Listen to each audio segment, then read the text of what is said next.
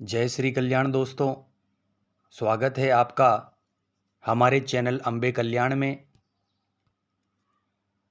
दोस्तों, आज की वीडियो में हम बात करेंगे कि सवारी क्या होती है, कितने प्रकार की होती है और कैसे मिलती है। तो इस टॉपिक के ऊपर मैं कुछ जानकारी आपको देने वाला हूं। आपको ध्यान से वीडियो को सुनना है। वीडियो में आगे बढ़ने से पहले मैं आप सभी लोगों से रिक्वेस्ट करूंगा कि अगर आप चैनल पर नए हैं तो सबसे पहले अम्बे कल्याण चैनल को सब्सक्राइब और लाइक कर लीजिए और बेल आइकन के निशान को प्रेस कर लीजिए ताकि हमारी आने वाली वीडियो का संकेत आपको हमेशा मिलता रहे। तो चलिए आगे बढ़ते हैं वीडियो के माध्यम से। दोस्तों, सवारी का मतलब है जब हम किसी भी देवी देवता की साधना करते हैं। साधना का मतलब पूजा पाठ नहीं होता दोस्तों। पूजा पाठ अधिकतर व्यक्ति करते हैं। अधिकतर व्यक्ति पूजा पाठ के रूप में घर में दीपक करते हैं, आरती करते हैं, ईश्वर के कुछ नाम लेते हैं और उनकी पूजा हो जाती है। यह केवल नित्य पूजा में होने वाली चीज़ें हैं दोस्तों, साधना नहीं है। साधना होती है जैसे मंत्र जाप करना, किसी भी देवी देवता का कोई मंत्र जाप करना या गुरु मंत्र का जाप करना, उसको साधना बोला जाता है। जिसमें व्यक्ति 11 दिनों का, 21 दिनों का या 41 दिनों का संकल्प लेता है या 1.25 लाख, 5.25 लाख मंत्रों के जाप का व्यक्ति संकल्प लेते हैं, उसको साधना बोला जाता है। अब जिस भी देवी देवता की आप पूजा करते हो, जब उन देवी देवताओं के मंत्र का आप माला पर जाप करते हैं, उसके कारण सवारी हमें प्राप्त होती है। जितना भी जाप आप करोगे या जितने दिन की भी साधना, 21 दिन, 41 दिन, 51 दिन की साधना आप करोगे, तो उससे वह देवी देवता खुश होकर अपने दूत, अपने वीर आपको प्रदान करते हैं। देवी देवता अपने अंश, अपनी तरंग, अपनी ऊर्जा हमारे पास भेजते हैं। वह ऊर्जा जब हमारे पास आती है तो वह हमारे अंदर के सूक्ष्म शरीर को प्रभावित करती है, यानी उसके साथ संपर्क बनाती है, क्योंकि हमारे अंदर भी तो एक जीवात्मा है। इसी प्रकार से जब एक शक्ति दूसरी शक्ति से मिलती है, कई बार आपने देखा होगा व्यक्ति को एकदम से झटके लगते हैं पूजा करते वक्त, और पूजा करते वक्त व्यक्ति को बहुत आनंद आता है। उसका सर हिलता है, सर घूमता है, व्यक्ति घूमने लगता है, हाथ पांव में वाइब्रेशन होता है, शरीर एकदम से कंट्रोल से बाहर हो जाता है। उसका यही कारण है कि कोई ना कोई दिव्य ऊर्जा आपके पास संपर्क बनाने आई है। यहाँ पर दोस्तों दोनों प्रकार की शक्तियाँ होती है दोस्तों, अच्छी शक्ति भी और बुरी शक्ति भी। दोनों के सिम्टम एक ही तरह के होते हैं, बस उनको पहचानने वाला होना चाहिए। उनके कुछ लक्षण होते हैं जिसके ऊपर हमने पहले से ही अपने चैनल पर वीडियो बना रखी है, आप उसे देख सकते हैं। इसी प्रकार से जब एक बाहरी शक्ति व्यक्ति के अंदर की शक्ति के साथ जुड़ती है तो व्यक्ति को समझ में ही नहीं आता कि उसकी स्वयं की ऊर्जा कौन सी है। इसके कारण ही उसका शरीर आउट ऑफ कंट्रोल हो जाता है।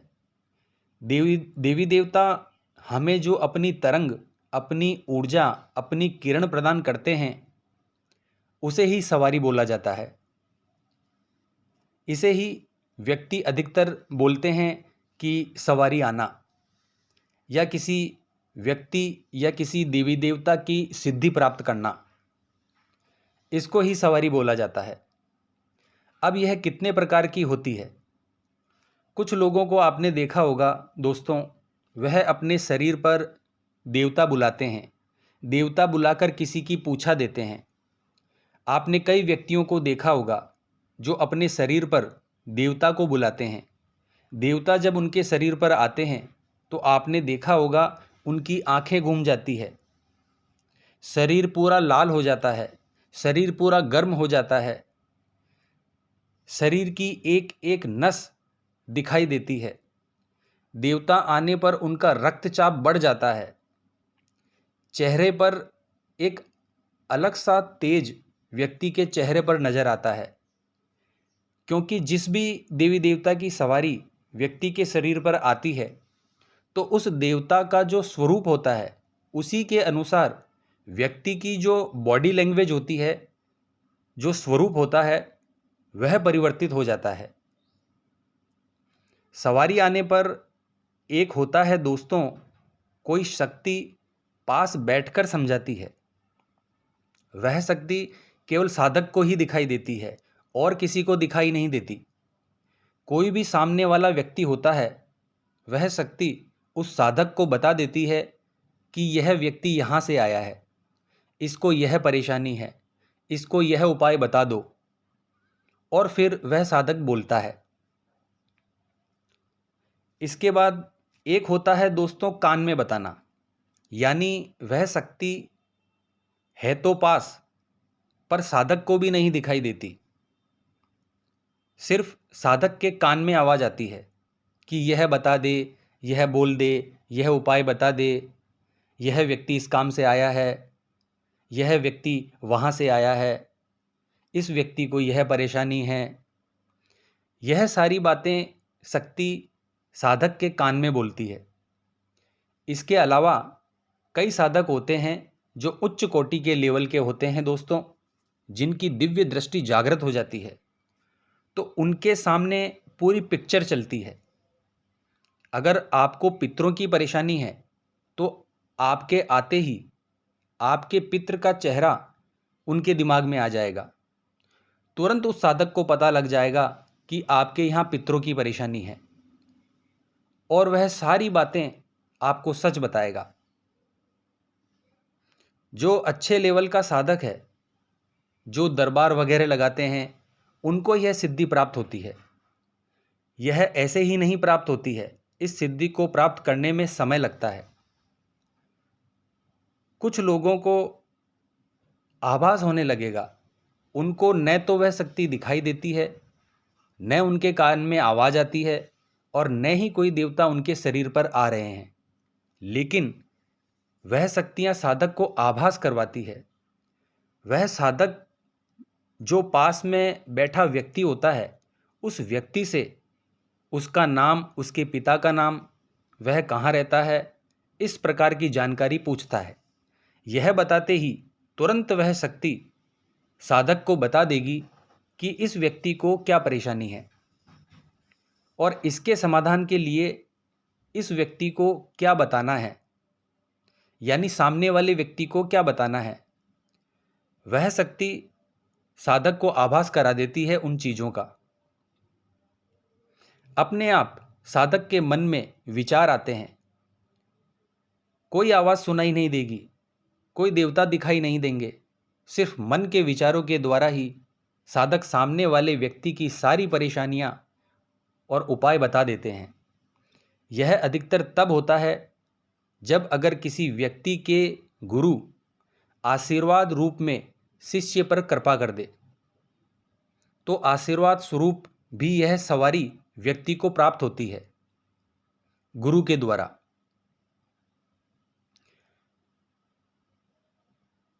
अब सवारी मिलती कैसे है, प्राप्त कैसे होती है?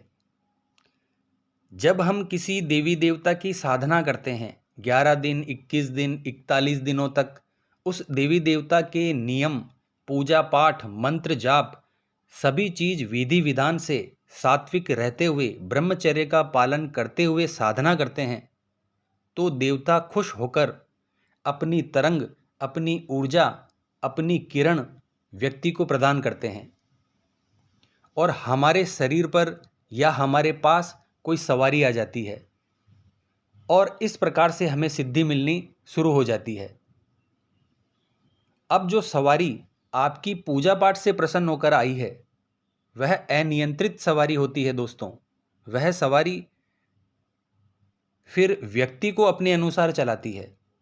किसी भी मंदिर में आप खेलने लग जाओगे, किसी भी भजन पर आप झूमने लग जाओगे, या फिर अपने घर के मंदिर में पूजा पाठ के समय आप झूमने लग जाओगे, क्योंकि वह अनियंत्रित सवारी है। वह आपके हिसाब से नहीं चलती बल्कि आपको अपने हिसाब से चलाती है। इसीलिए कई व्यक्तियों को इससे परेशानी भी हो जाती है। इस दौरान व्यक्ति को क्या करना है दोस्तों, गुरु से वचन लेने होंगे। गुरु उन शक्तियों से वचन लेते हैं या घर का ही कोई सदस्य उन शक्तियों से वचन लेता है अलग अलग प्रकार से। तो जब हम सवारी से वचन ले लेते हैं फिर वह हमारे बुलाने पर ही आती है। फिर वह ऐसे परेशान नहीं करती, ऐसे ही कभी कभी भी नहीं आती। जब हम बुलाएंगे फिर वह सवारी हमारे ऊपर आती है। एक सवारी होती है दोस्तों गुरु के द्वारा दी गई। जैसे एक गुरु को अपने शिष्य पर विश्वास हो जाता है कि यह शिष्य मेरा अच्छा है, समाज का कल्याण करेगा, तो गुरु महाराज शक्तिपात करते हैं। शक्तिपात का मतलब, अगर मान लीजिए मेरे अंदर कोई शक्ति है और मैं किसी व्यक्ति को शिष्य बना लूं, तो मैं अपनी उस विद्या का प्रयोग अपने उस देवी देवता की शक्ति से अपनी शक्तियों का कुछ हिस्सा उस शिष्य के अंदर भेज दूंगा और उन्हें वचनों में ले लूंगा कि जब भी यह शिष्य बुलाएगा आप मेरा आदेश मानकर इसके पास तुरंत जाओगे। जब गुरु के द्वारा दी गई शक्तियां जिनको इस समय गुरु वचनबद्ध कर देता है तो दोबारा से वचन लेने की ज़रूरत नहीं पड़ती। फिर आप जब भी उन शक्तियों को, उन देवता को बुलाएंगे वह शक्तियां तुरंत हाजिर हो जाएगी और उन शक्तियों के द्वारा फिर आप किसी का भी भला करोगे तो उसका हिस्सा गुरु के पास भी जाएगा, क्योंकि गुरु के माध्यम से ही शक्ति प्राप्त हुई है। अब ऐसे में आपको यह लगे कि मेरे पास तो शक्तियां हैं, मेरा कुछ कोई बिगाड़ नहीं सकता, अभी मैं अपने तरीके से चलूँगा। बहुत से लोगों को मैंने यह करते देखा है। यही तो व्यक्ति गलती करते हैं। गुरु महाराज से शक्तियां तो ले ली और बाद में अपने दायरे से बाहर निकल जाते हैं। फिर वह गुरु को गुरु समझना बंद कर देते हैं। फिर उन शक्तियों का दुरुपयोग करते हुए, दुरुपयोग कैसे, जैसे किसी महिला के ऊपर गंदी नज़र डालना, या किसी भी प्रकार से पैसे ऐंठना, या किसी भी प्रकार से किसी भी व्यक्ति के गलत काम को शक्तियों के माध्यम से करवाने की इच्छा रखना, यह एक प्रकार से उस शक्ति का अपमान है। शक्तियाँ फिर जाकर गुरु महाराज से यह सारी चीज़ें कहेगी कि उसने तो गलत रास्ता पकड़ लिया है। गुरु महाराज उस समय उन सभी शक्तियों को रोक लेते हैं। बस फिर वह आदमी जैसा था उससे भी उसकी स्थिति ज़्यादा खराब हो जाती है, क्योंकि उसने उस शक्ति के सहारे पता नहीं कितने बड़े बड़े अपराध कर लिए। लेकिन अब वह काम नहीं कर पाएगा क्योंकि शक्तियाँ उससे रूठ चुकी है। अब वह व्यक्ति इधर भागेगा उधर भागेगा। अब आप ही बताओ, जो व्यक्ति उन शक्तियों का नहीं हुआ, गुरु का नहीं हुआ, वह किसी और का हो जाएगा? कैसे हो सकता है? कभी नहीं होगा। और भटकते भटकते वह किसी पाखंडी के पास पहुंच जाएगा और बोलेगा कि मेरे गुरु ने मेरी शक्तियां बांध ली है, गुरु मेरी तरक्की देखकर जलते हैं। अरे मूर्ख आदमी, ऐसा नहीं होता। तेरे अंदर ही योग्यता नहीं है। क्योंकि आपने सुना होगा दोस्तों कि खोट कभी भी सोने में नहीं होती, सुनार में होती है। सोना तो बिल्कुल प्योर होता है, बिल्कुल शुद्ध होता है, लेकिन स्वयं सुनार उसमें खोट मिला देता है और बदनाम सोने को होना पड़ता है। इस प्रकार से यह सारी चीज़ होती है। व्यक्ति के साथ ऐसा बहुत रेयर चांस में होता है क्योंकि गुरु किसी को शक्ति देते नहीं हैं, और देते हैं तो शक्ति को रोकते नहीं हैं। पर जब गुरु को लगता है कि शिष्य गलत रास्ते पर चल रहा है, तब वह शक्तियां ऑटोमेटिक गुरु के पास जाती है कि व्यक्ति गलत रास्ते पर है। फिर गुरु महाराज मजबूरन उन शक्तियों को रोक देते हैं, क्योंकि व्यक्ति जो भी अच्छा बुरा कार्य करता है, उसका भार, उसका कुछ अंश, उसका कुछ फल गुरु को भी प्राप्त होता है। इसीलिए कोई भी गुरु अपने कर्म बिगाड़ना नहीं चाहेगा। इसी कारण से गुरु अपने शिष्य को जो शक्तियां देता है, उसका बंधन कर देता है। तो इस प्रकार से खुद से भी सवारी आती है, गुरु महाराज के आशीर्वाद से भी सवारी आती है, पूजा पाठ से भी सवारी आती है, और आपकी सेवा से भी प्रसन्न होकर सवारी आती है। तो आज की वीडियो में हमने सवारी के बारे में जो भी टॉपिक थे वह क्लियर करे हैं। तो कैसी लगी यह जानकारी दोस्तों, कमेंट बॉक्स में जय श्री राम अवश्य लिखें, ताकि हमारा भी हौसला बढ़े और इस प्रकार की जानकारियां हम आपके लिए लाते रहें। जय मां अम्बे, जय श्री कल्याण।